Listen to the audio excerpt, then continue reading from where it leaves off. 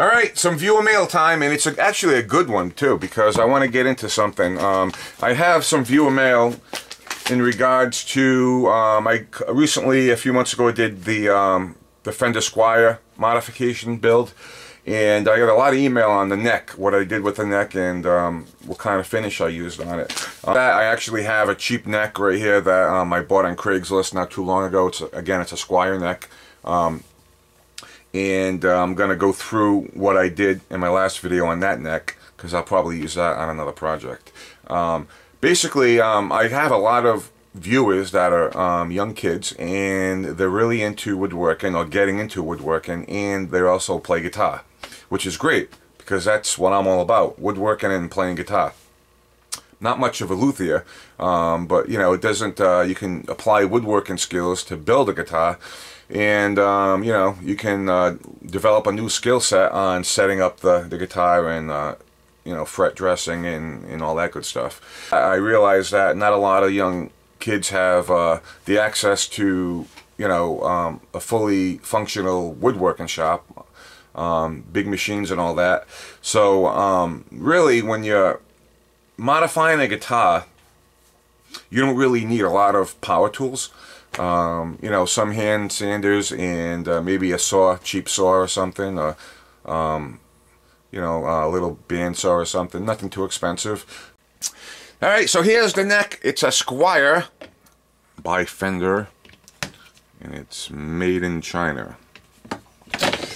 A few considerations that you want to take when doing a project like this, and you want to make sure it works. You want to make sure the neck is in good shape. You want to make sure the mechanicals are working. Take all the hardware off. Take the string trees off. First and foremost, you want to make sure the truss rod works, because you don't want to put all this time and effort into it if the truss rod is broken. I've already checked it. It does work. The nut is in good shape, and looking at it, it looks like it's very workable. There's no, you know, it's not bent, so we know it's going to work. Also, you want to check the frets. If you can see the first 8 frets, they're really dented from the string dent. Those are easily fixable.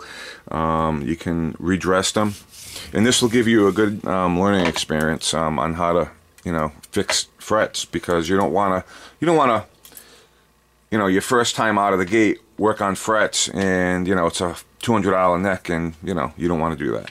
You want to practice and learn a new skill set on a cheap neck. The fretboard, fingerboard is in good shape. It just needs some TLC cleaning up and some oil.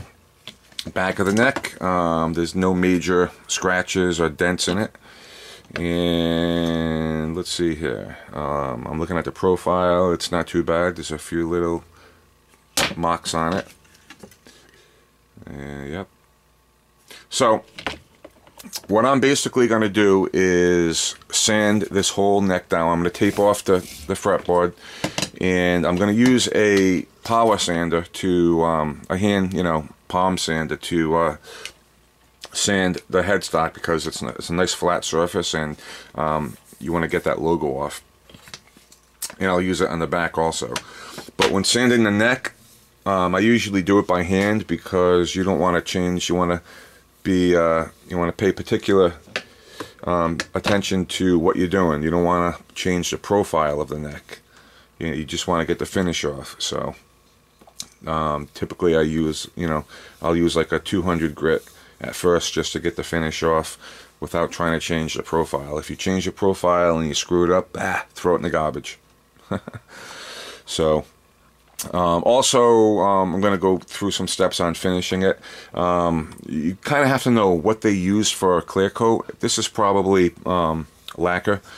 You know, so you want to use, if you're going to sand it, you want to try to use the same finish they use, because there will be a chemical reaction if there's lacquer in it and you use poly. You'll get some cloudiness and ripple effects. So that's that. So what I'll do is I'll tape everything off. Also, on the heel of the neck, you can also do some test runs with that, with some clear coat to see, because you're not going to see that anyway. So if you get less than desirable results, it's going to be hitting anyway. can just sand it. So, and you know, if you remember my video on my my Strat, what I did was I downloaded I went online, I downloaded a image, a JPEG of a 1962 Fender Strat headstock. And you can, I mean, you can go online, you can Google it, Google images and Google 1962 Fender Strat headstock, and you'll be surprised how many images you have. But what you can do is you can blow it up, expand it to original size, and you can print it, and you can use that as a cut it out, and you can use that as a template to reshape your headstock. So that's what I did in that video. But yeah, it's a fun project. It's a good learning experience if you've never worked on a neck before, because it's a very inexpensive neck, you know, and you can learn a new skill set without having to say, oh, I spent $200 on this neck and I screwed up the fret. You don't want that. So let's get to it.